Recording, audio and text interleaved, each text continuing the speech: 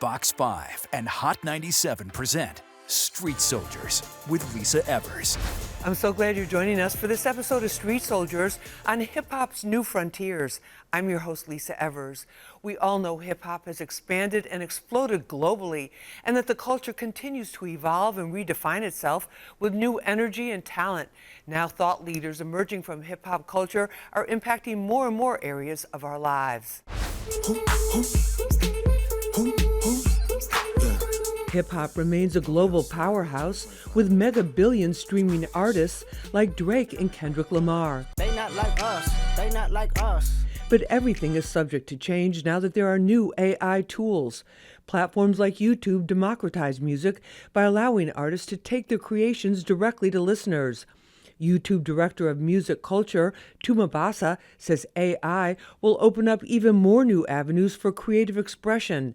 Basa knows he created Spotify's popular and influential Rap Caviar playlist. If I have talent, or if I have taste, or I have a vision, now is just pressing buttons and putting it together, and my vision or my taste manifested in this creation, whereas before, you know what I mean? Like I wouldn't have been able to. Nobody ever made me feel safe like you. Female artists continue to push the culture forward with established stars like Cardi B and Nicki Minaj. Only on them seas if it's breeze, red ruby the sleeves. And newcomers like Glorilla, Sexy Red, and Ice Spice. I go hard, but I make it look. I go hard, but I make it look sexy. Brooklyn's own Stunna Sandy is determined to be next. She says as an artist, she's ready to define the next new frontier. I just feel like women should be taught that they can do anything and they can be whatever they want to be, and they could speak up for themselves and they can be strong and they can do anything. Newark City Councilman Dupré Kelly first became known to millions of fans around the world as Do-It-All of the hip-hop supergroup Lords of the Underground. You can still see them on tour, but now he's also using his voice and his vision to create a better life for the residents of Newark's West Ward. He's also inspiring children with his and Kyrie Williams' new book, You Can Do It All. He believes human authenticity can't be undercut by any technology, only enhanced. If you are a creative, that's what's going to always stay the same. Your morals of how of thinking of something and believing that you can manifest it. Now, the tools to help you do those things will change. They will be altered. Let's dive in and get more with our amazing panel. Joining me is Dupré Kelly. He is a Newark, New Jersey City Council member. You may know him as Do-It-All from the legendary hip-hop group Lords of the Underground. Councilmember Kelly, thank you so much for being with us. We appreciate it. How you doing, Lisa? It's always great to see you. Great to have you on again. Also with us is a rising hip-hop artist. Her name is Stunna Sandy. She's from Crown Heights. We're going to find out about the music business, her experience as a woman in the music business today, all the things she's doing. Sandy, thank you so much for being with us. We appreciate it. Of course. Thank you for having me. We appreciate it. Also with us is Tuma Basa. He is the Director of Music Culture for YouTube and been instrumental in a lot of new sounds that have been brought to the fans and millions of people, and also bringing an international flavor to things as well. Tuma, thank you so much for being with us. Thank you for having me. We really appreciate it. Dupré, I want to start with you on this. In terms of your career, going from a hip hop, one of the top hip hop artists, and having such a deep connection to the community too, that people really respected and resonated with. How did that help you with your political career? It helped somewhat, but it didn't help in the way that I thought that it would help. I thought that if you're popular, that it would be easy to infiltrate or get into politics. Our seniors who are big voters and our super voters, as we call them, who vote in every election, they didn't care about a hip-hop artist getting into the political game. What they cared about was somebody who grew up in the same neighborhood that he is campaigning in, who grew up in the same neighborhood that he now governs over as councilman, and that they cared about things like quality of life and public safety, real issues. So they didn't care about that it was just a popular hip-hop artist. They respected that it was a hip-hop artist who came from their neighborhood and came back to the neighborhood. So interesting. Sandy, tell us how you got into hip hop. Well, it was really for fun. Honestly, I've loved music since I was a little kid, and I've always knew like I wanted to do something in music. Actually, I tried to be a DJ before I started rapping, but I was just honestly doing it for fun. Like I just started going to the studio with my friends and it just popped off. Coming from Brooklyn, I mean, you got a lot of the greatest artists came from Brooklyn. That's a tough, a lot of competition there.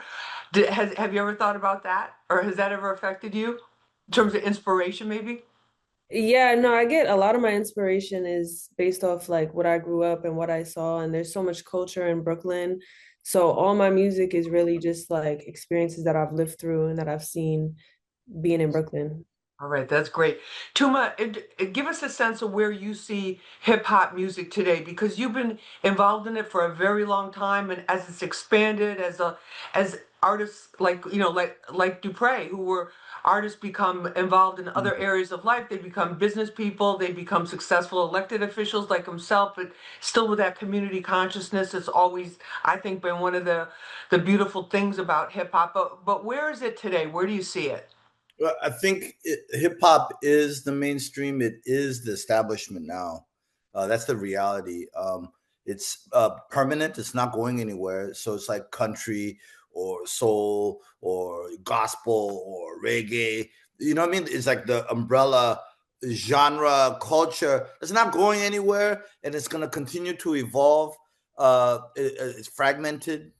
It's very, very fragmented, but it's still creating economic opportunities for young people coming from the streets. It's still expanding and probably still the boldest form of expression. Yeah, so no, hip hop is here to stay.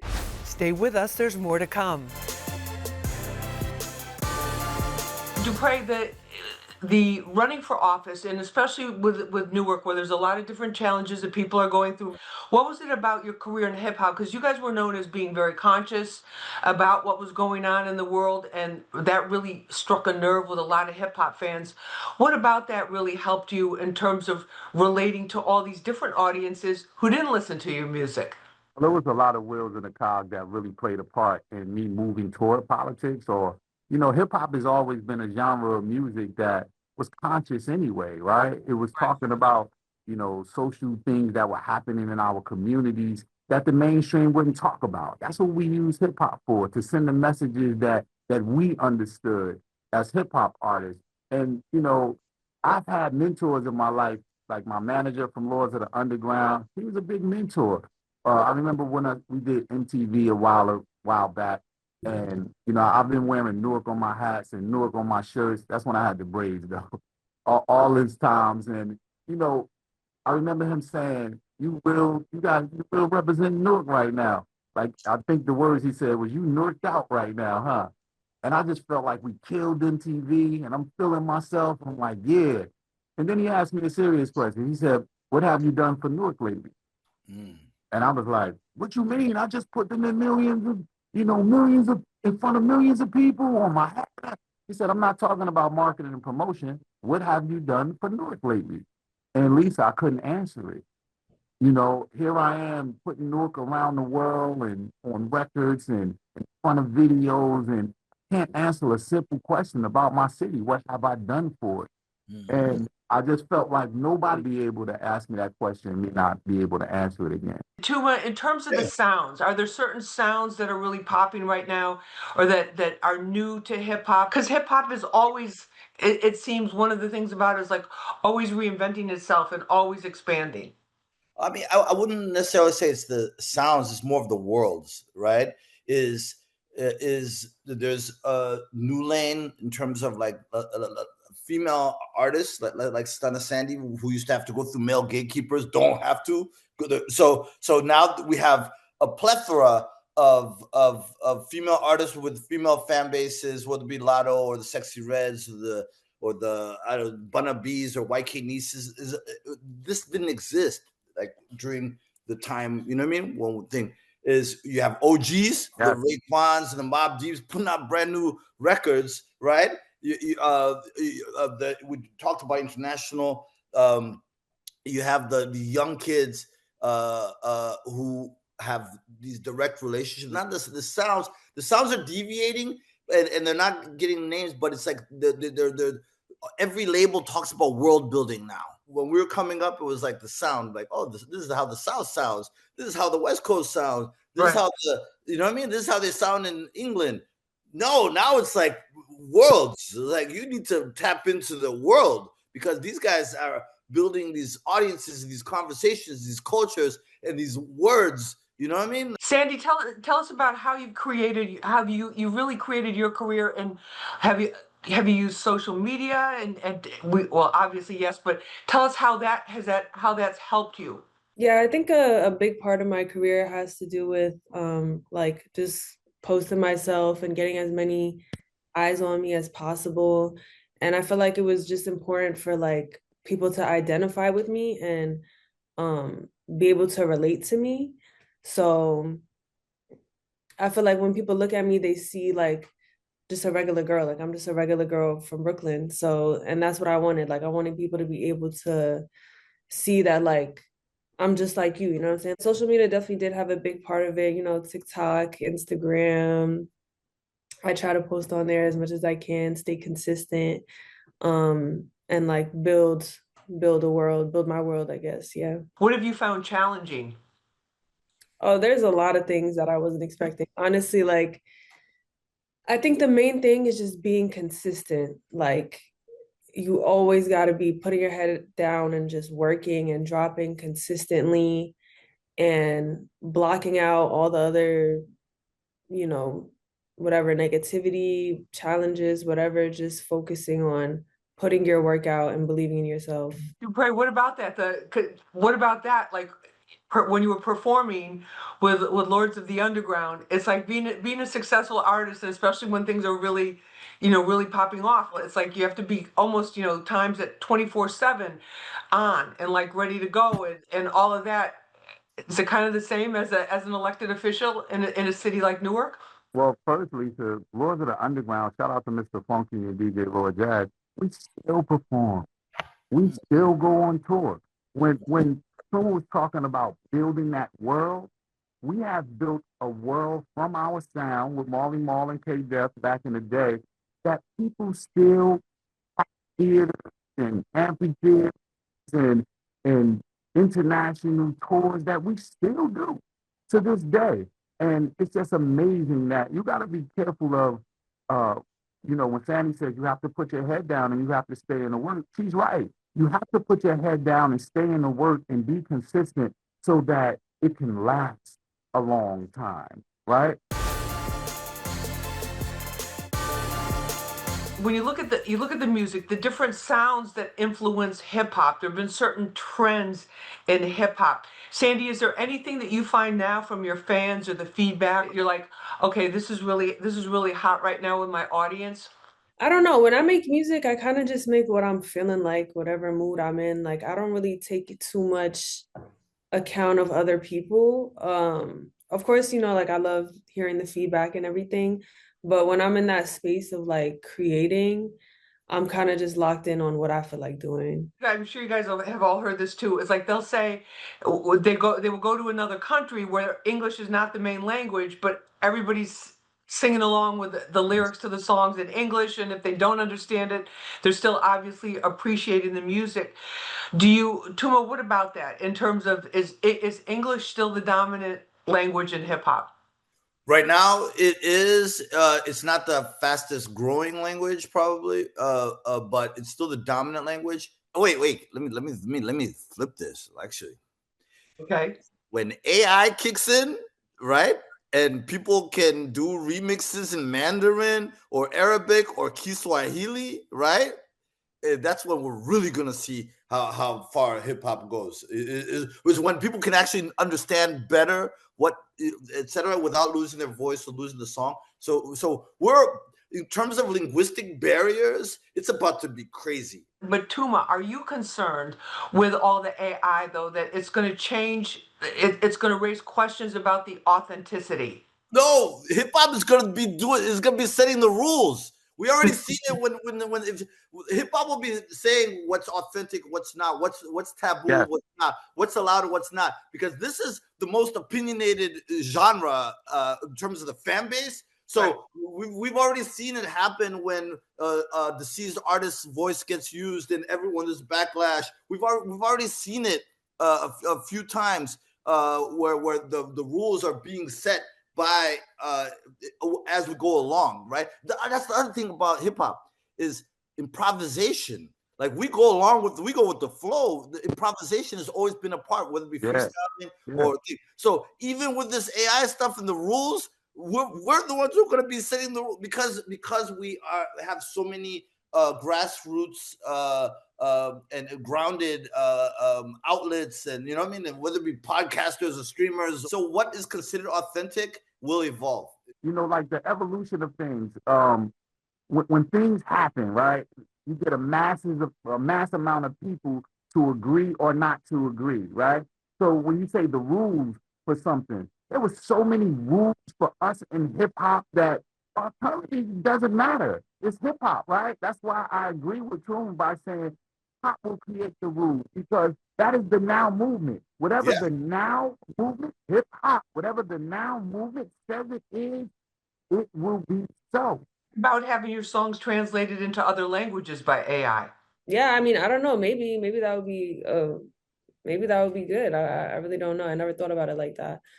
It'll increase the audience. Yeah, because definitely will. Yeah, because if it's your voice, your story, your cadence, you're still in the pocket, your mix, etc., and then I'm some kid in Algeria and I hear it in Arabic, and I'm like, oh, I mess with the Stunna Sandy. That's true, but like other countries have their own slang, like they have their own, like they have stuff that can't be recreated.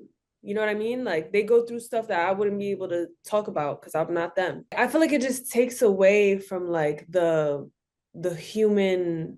I don't know what word I like. Creative, the human creative process. But the thing is this. But this is the deal. It won't be in its entirety. People will be using AI maybe for the drum beat, or maybe they can't fly in a choir for the background singer. So they'll be like, so there'll be a little bit. And it's probably already happening, but it's almost like cosmetic surgery where you don't say you had work done. Like you know what I mean? Like that's just the culture. Dupré, why did you decide to write a children's book? I decided to write a children's book because we need it, right? We need Black men authors. We need male authors. And my cousin, my co-author, Tyree Williams, we've had a lot of conversations and we talked about certain needs in our community. And this was one of them. We just wanted to support the children. When you feed the babies and you pour into the babies, it helps them build up this thing inside of them that they believe that they can do everything. Sandy, in terms of life lessons that you've received, like you talk about your experience as a woman. I know as a woman too, there's times when it's like, all right, do I keep quiet here or do I really have to lay it out and spell it out and stand up for myself, but figure out how to do it in a way that's not just going to blow up all the bridges and, destroy everything. Tell us why is that such an important theme for you, like a boss woman? Yeah, I feel like I don't know. I just feel like the world needs more women to look up to. Like, I mean, we have a lot, thank God, but I just feel like women should be taught that they can do anything and they can be whatever they want to be, and they could speak up for themselves and they can be strong and they can do anything. So I feel like, my mom taught me that, and I would love to be that inspiration for people. Oh, that's fantastic. I love that. Tuma, final word on the final frontier. Embrace. Stay great word, elastic, stay open-minded, stay childlike in terms of your curiosity and your moldability. Yes. Right? So because things are changing, this is right now we're in such a transition culturally, politically, technologically, that the people who understand that that you have to embrace the change, and what you do with it is going to determine what you get out of it. Thanks for joining us for this episode of Street Soldiers on Hip Hop's New Frontiers. You can watch it again and share it on our Fox 5 NY YouTube page and the free Fox Local app. Remember, use your mind as your best weapon. I'm Lisa Evers. Let's push for peace, love, and justice for all.